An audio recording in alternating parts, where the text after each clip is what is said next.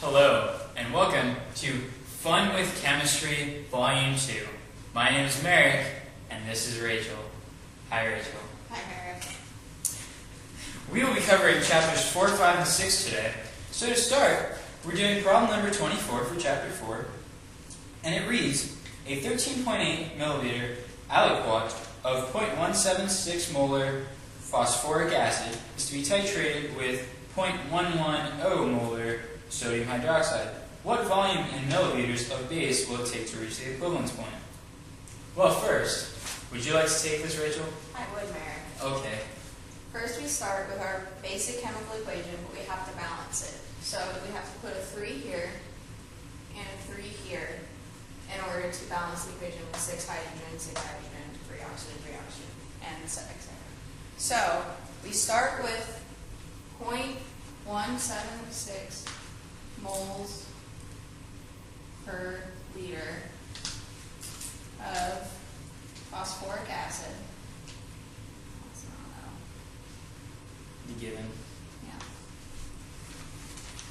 And then we convert it to moles by adding 1 liter over 1,000 milliliters times 13.8 milliliters. So liters would cancel, milliliters would cancel, and you're left with 0.00243 moles, too short for this, of H3PO4. Okay. What next? Next, we have to find the moles of NaOH in the problem. So we start with 0.00243,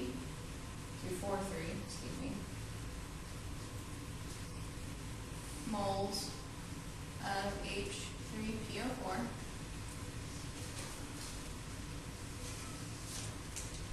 And using our balanced chemical equation, we know that there are 3 moles of NaOH for every 1 mole of H3PO4. And this meant, when we solve this out, we get 0.00729 moles of NaOH. And then from there, we just convert moles to milliliters using the molarity of NaOH. So we use 0.00729 moles NaOH. And we know that the molarity of sodium hydroxide is 0.110 molar. Yes. That would be moles. Yeah. But because we're putting it with 1 liter, we change this to moles.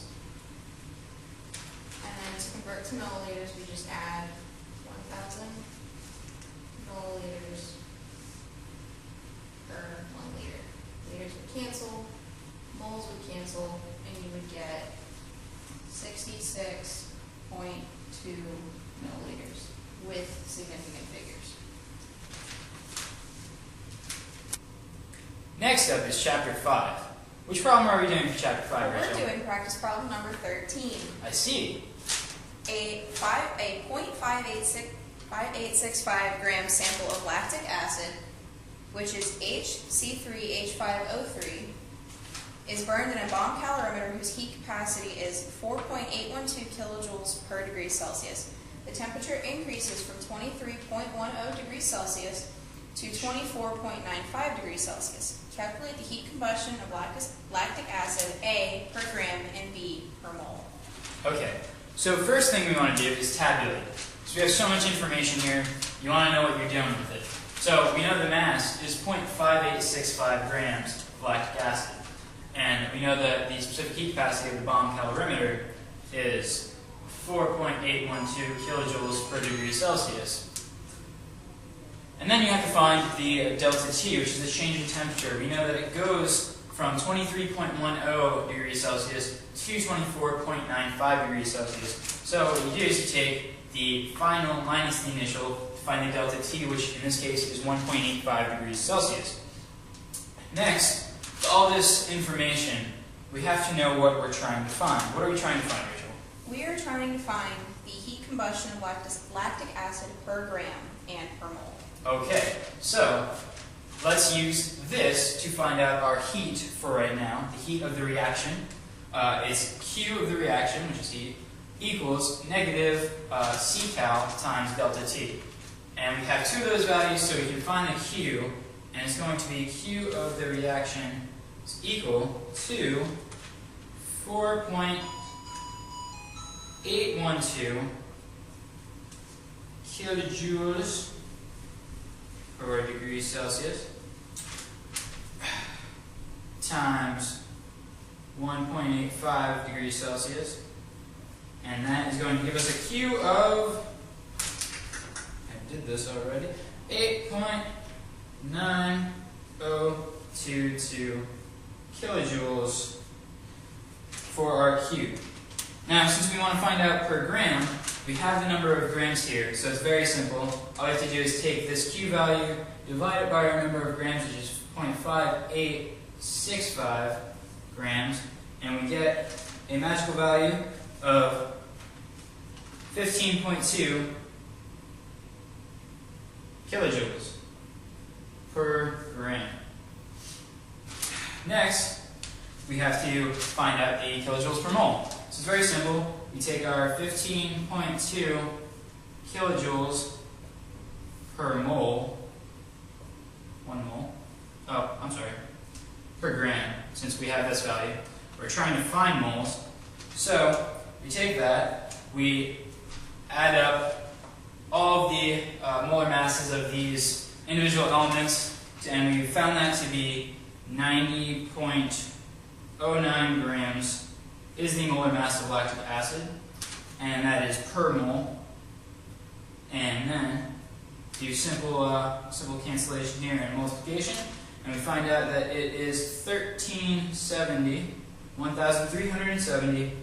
kilojoules per mole.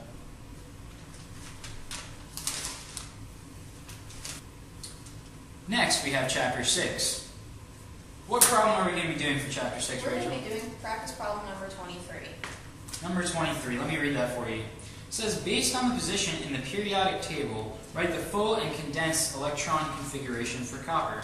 How do we do that, Rachel? Well, you're going to start, you know where copper is. Copper is located somewhere in here, so we'll put a little C to represent copper. So we know it's going to end in D, somewhere in the D electron configuration. In the D block? In the D block. And what are the other blocks? We have the S block, the D block, the P block, and the F block. I see. And these just represent where the electrons fall in the orbital. So we're going to start, you have to start at the very top, so we know copper goes into 1, actually, it goes down, 1s2, because it fills up the entire first S block. It fills up the entire second S block. And then it moves to P over here, and fills all of that up. And then it moves to 3s and fills all of that. Over to 3p, fills all of 3p, fills part of 4s, and then comes into 3d when we go over into 3d5. And the condensed version of that is just the up to where it fills every single thing. So argon is somewhere over here, and argon's configuration is this. So the condensed version would just be Ar 4s1 3d5.